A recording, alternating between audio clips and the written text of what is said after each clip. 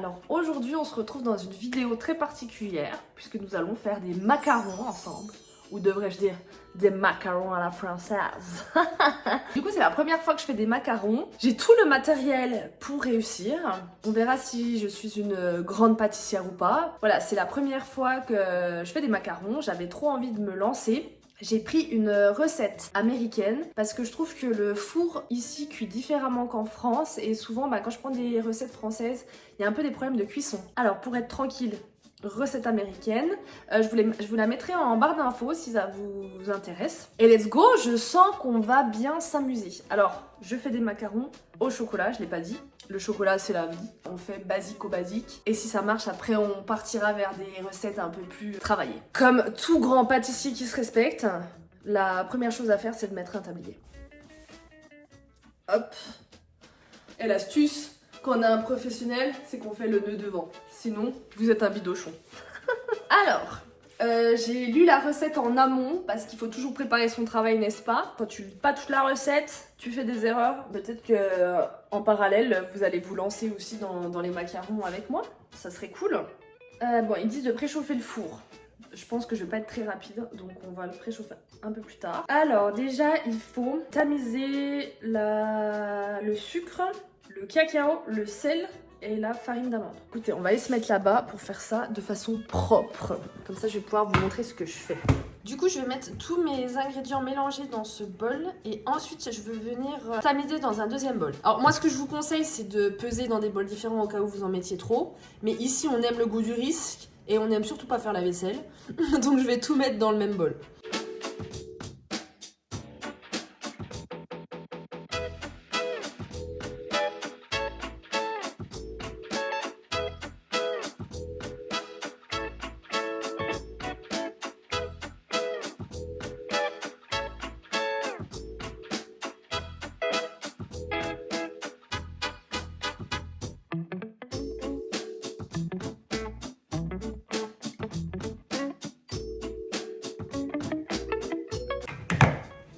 On va tamiser. Ça va permettre de bien d'avoir quelque chose de très homogène.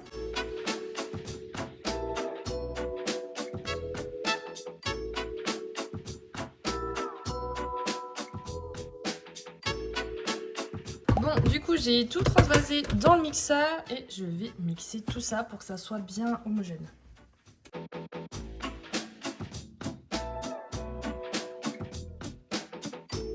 Bon, je pense que là, on est pas mal. J'avoue que j'ai pas compté le nombre de fois, mais ça se voit, ça fait vraiment bien mélangé. Ouais, ça me paraît vraiment bien. Je vais faire une dernière fois, mais ça me paraît vraiment pas mal. Je crois qu'il y en a un, il pense que c'est pour lui. Voilà mon commis. Pas très efficace, il laisse des poils partout. Oui, c'est de toi qu'on parle. Tu penses que t'aimeras les macarons? T'aimes les macarons au foie gras, toi t'es un chat de luxe. Je vais donner un petit truc histoire qu'il me foute la paix. C'était bon? Ouais. Alors, du coup, maintenant, on va s'attaquer à ce qui me fait peur, la meringue. J'en ai jamais fait. Alors là, faut monter les blancs en... En fait, je viens de lire la recette en même temps que je vous parlais.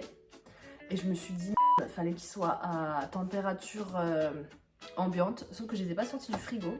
Bon, on va voir. Mais en gros, grosso modo, en fait, les blancs, faut les séparer des jaunes la veille et les laisser au frigo dans un tupperware. Il me semble que ça va permettre aux blancs de se décharger en eau. Et il faut les monter à température, enfin il faut qu'ils soient à température ambiante. Donc là ce n'est pas le cas. Je pense que je vais voir pour les mettre dans de l'eau.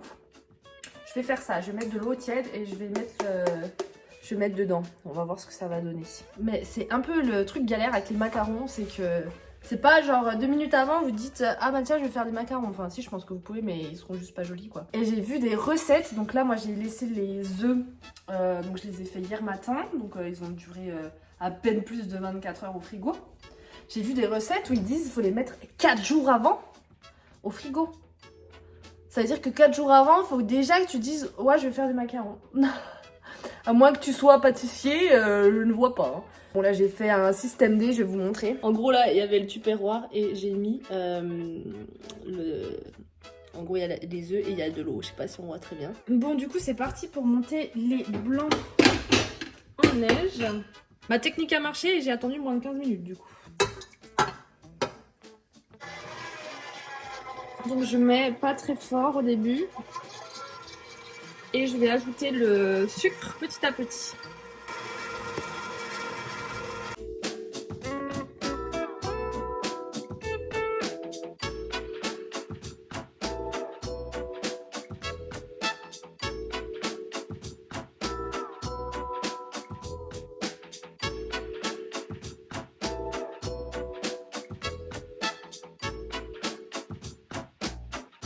Alors du coup j'ai monté les blancs en neige et j'ai ajouté le sucre. Ensuite je vais ajouter, ça s'appelle de la crème de tartare, cream of tartare. Je crois qu'on n'a pas ça en France mais enfin je sais pas du tout.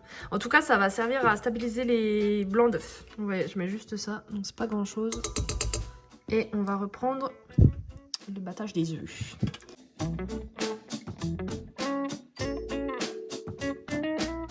On sent qu'elle commence à s'épaissir, vous voyez, mais c'est pas du tout le résultat voulu. On veut beaucoup plus épais. Par contre, je vais pouvoir ajouter l'extrait de vanille. Donc là, c'est une demi-cuillère.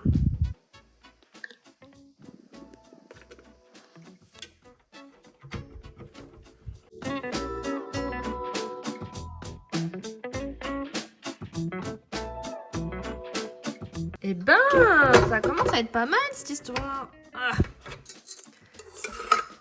Là, je pense qu'on est pas mal parce qu'en fait, toute la meringue s'est formée dans le fouet. Ouais, bah c'est bon. C'est signe que c'est bon. Donc, on va passer au macaronnage. Bon, du coup, pour les piètres pâtissiers qui regardent cette vidéo, vous allez me dire, mais qu'est-ce que le macaronnage? En gros, ça consiste à ajouter la meringue à la préparation qu'on a mixée juste avant, donc la poudre d'amande, le cacao et tout, et à mélanger de façon à que l'ensemble des deux préparations soit homogène, tout en gardant une certaine texture avec les blancs d'œufs qu'on a montés en meringue. Donc, on va s'atteler à ça. Jusque-là, tout se passe bien. Ce qui me fait le plus peur, c'est, vous savez, le pochage. J'ai jamais poché de ma life. Donc là, ça va être assez drôle. Passons au macaronnage, et comme ça, je vais pouvoir vous montrer à quoi ça ressemble. Après, entre vous et moi, ce n'est pas que je suis une grande pâtissière. Hein. J'ai regardé des vidéos sur YouTube en amont. Alors, voilà. Oh là là, cette odeur. Je vous jure, ça sent trop bon. On pourrait dire que ce n'est que des blancs montés en neige. Mais plus le sucre, plus la vanille. J'ai envie de mettre mon doigt et d'en manger.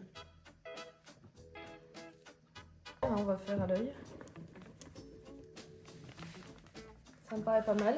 Grosso modo, en fait, le macaronnage, je trouve ça un peu comme quand on fait un gâteau au chocolat. En fait, on mélange, on racle les bords et on arrive sur le milieu. On racle les bords et on arrive sur le milieu.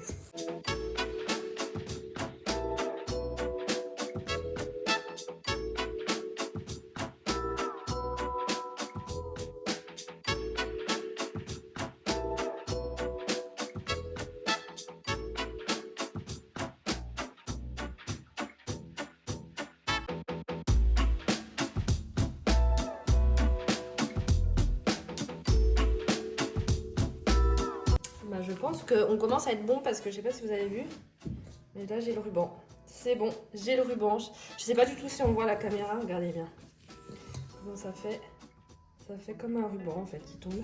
Je vais juste encore faire un petit peu pour être sûr que tout soit vraiment bien homogène. Ok. Donc pour moi on est bon, je vais mettre ça dans une poche à douille. Ça avait l'air très facile dans la vidéo YouTube que j'ai vue.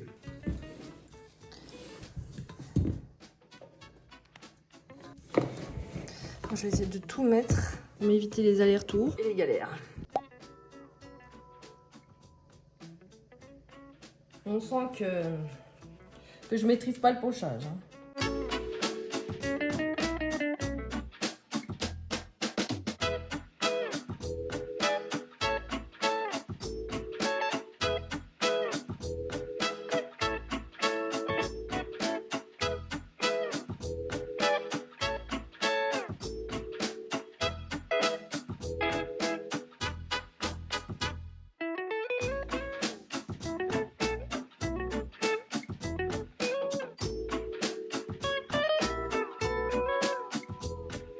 Est-ce que c'est pas beau gosse quand même?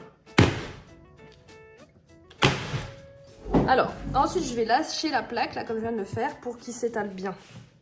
Pour être sûr que j'empoisonne personne, toujours goûter ce qu'on a fait. Trop bon. Faut laisser un peu croûter le dessus des macarons. Je sais pas du tout comment je vais savoir quand ça sera croûté, mais écoutez, on va se fier à son instinct comme on l'a fait depuis ce début de vidéo. Pour que je fasse la ganache, alors dans la recette, la ganache, elle l'a fait au micro-ondes. Franchement, s'il vous plaît, on fait pas des macarons pour faire une ganache au micro-ondes. On veut un peu plus d'élégance, donc je vais le faire à la casserole quand même. Ensuite, la ganache doit prendre au frigo. J'espère que d'ici là, les macarons auront croûté. Et puis, on les mettra au four. Donc, let's go pour la ganache.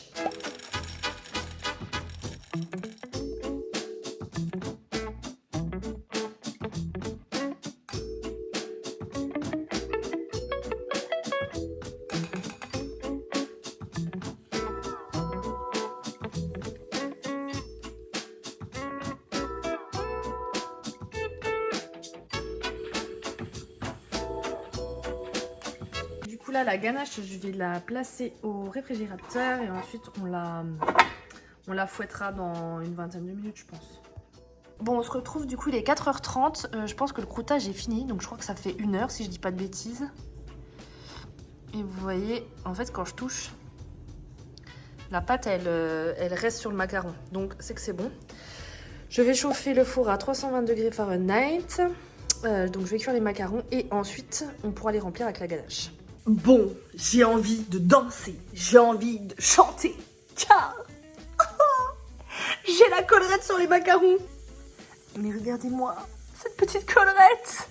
Je suis trop contente. Donc là, il m'en reste une fournée. Donc là, j'ai ma ganache que je vais venir fouetter. Après, si je peux donner un conseil, c'est plutôt de faire la ganache une fois que vous enfournez vos macarons, parce que le temps de la faire, c'est vraiment pas long. Et de toute façon... Après, il faut attendre que vos macarons refroidissent. Donc, vous avez facile 20 minutes devant vous pour faire votre ganache.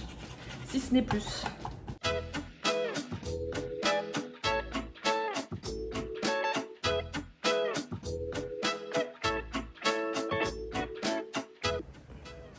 Bon, ça serait con de foirer à ce niveau-là, mais on est d'accord. Voilà, donc j'ai toutes mes paires. Et je vais venir, du coup, fourrer.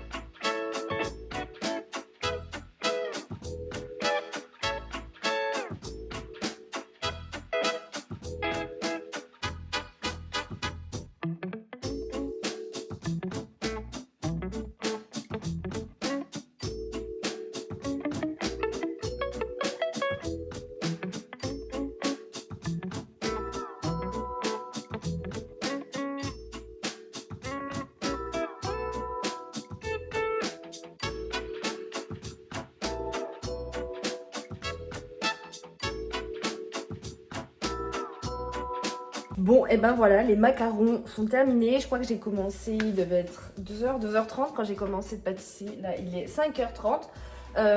Conclusion, je suis super contente parce qu'il y a la collerette. Je pensais que ça allait être beaucoup plus difficile que ça. Alors je sais pas si c'est parce que j'ai un robot pâtissier que ça m'aide, sûrement. Mais j'ai trouvé ça pas du tout compliqué. Même quand même assez simple, techniquement parlant, je trouve. Ce qui était chiant, c'est le temps de croûtage en fait. Je pense que ça c'est un peu chiant d'attendre. Mon conseil, ça serait de les faire en fin de matinée. Comme ça croûte entre midi et 2 et puis vous terminez l'après-midi. Parce que du coup là, ben voilà...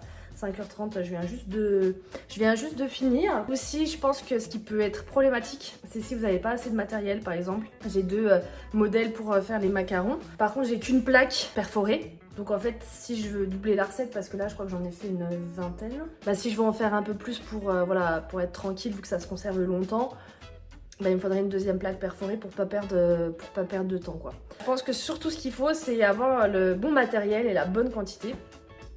Je pense que je vais racheter ce qu'il faut pour faire des plus grosses fournées parce que j'ai vraiment pris du plaisir à le faire. Et voilà, franchement, je suis contente. Les pâtissiers français n'ont qu'à bien se tenir. Du coup, la vidéo ne se termine pas là, puisque je pense qu'on va les déguster demain pour qu'ils maturent un peu au frigo, le temps que la ganache prenne et tout. En tout cas, le côté pâtisserie est terminé, donc on se retrouve demain pour goûter ces bons macarons. Bon, nous sommes le lendemain, donc un peu moins de 24 heures après que j'ai fait les macarons. Et il est temps de les goûter. Parce que c'est bien qu'ils soient beaux, mais s'ils sont pas bons. Donc je les ai mis dans un tupperware. Et on va goûter ça. Je vais en prendre un beau quand même. En voilà un. Preuve qu'ils sont quand même beaux, je vous en montre un deuxième. Bon, celui-là c'est un peu la tour de Pise, mais il y a la collerette. Ah ouais, non franchement faut que j'en fasse. C'est une dinguerie. Bon, ben les macarons sont validés. Je suis trop contente. Première fois que j'en fais, je réussis. La recette est super bien expliquée. J'avais également regardé la vidéo pour avoir un peu un visuel de ce qu'il fallait obtenir en pâte et tout. Et ça m'a beaucoup aidé. Je vous partagerai la recette en barre d'infos. Bon après ça avec les températures c'est en unité américaine, c'est en Fahrenheit. Peut-être que si vous convertissez en Celsius, je pense que ça devrait le faire. J'espère que cette vidéo vous aura plu. N'oubliez pas de mettre un j'aime, un commentaire et de vous abonner. Je vous fais de très gros bisous et je vous dis à très bientôt dans une nouvelle vidéo. Ciao!